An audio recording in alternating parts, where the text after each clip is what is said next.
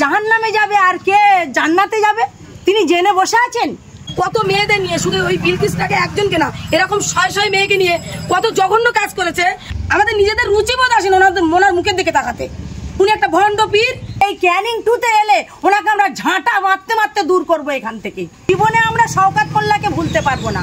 সামনে যে 2026 এই ক্যানিং পূর্ব থেকে আপনারা কাকে নির্বাচিত করতে চাইছেন? আমরা শওকত মোল্লাকে নির্বাচিত করতে যাচ্ছি।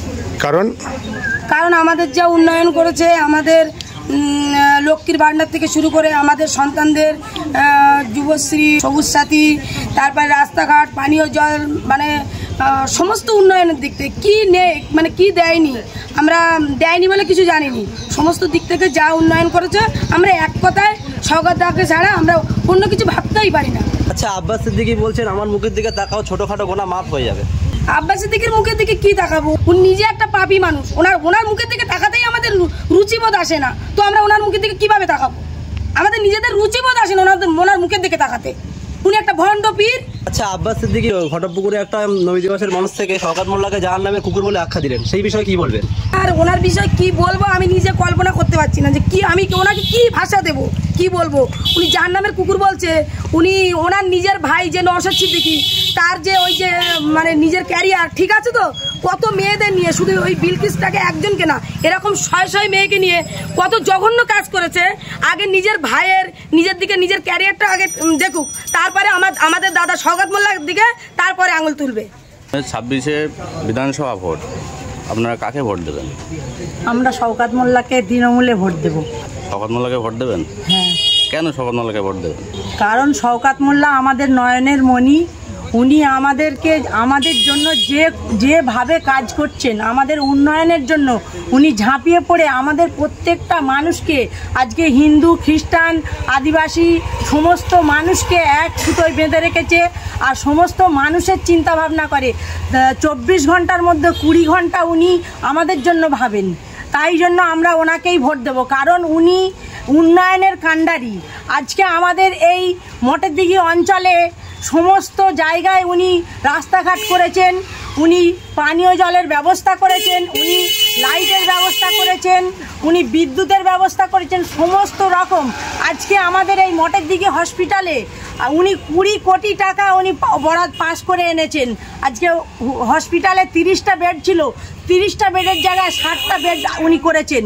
আরও হসপিটালে অনেক রকম পরিষেবার জন্য উনি এই সমস্ত টাকাগুলো দাবি দাবা করে আমাদের কাছে এনে দিচ্ছেন।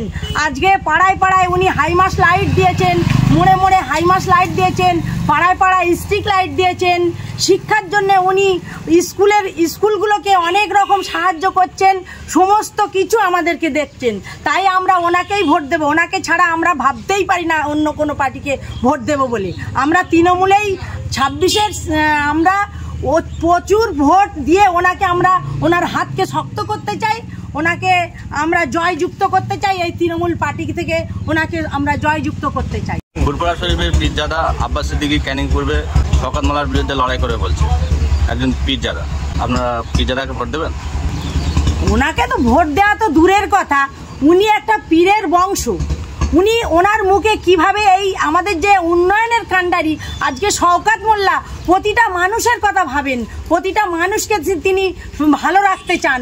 আর তার নামে উনি একটা পীরের বংশ হয়ে তার মুখে কিভাবে এই কথা আসে, উনি একটা জাহান্নামের কুকুর বলে ওনাকে মানে সম্বোধন করছে।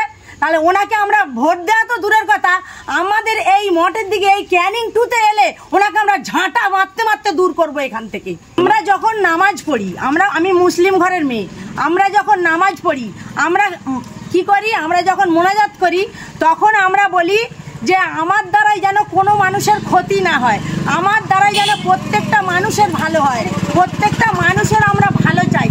যখন আমরা এক মনে এক ধ্যানে আল্লাহর উপাসনা করি তখন আমরা এটাই ভাবি মানুষের কল্যাণ চাই।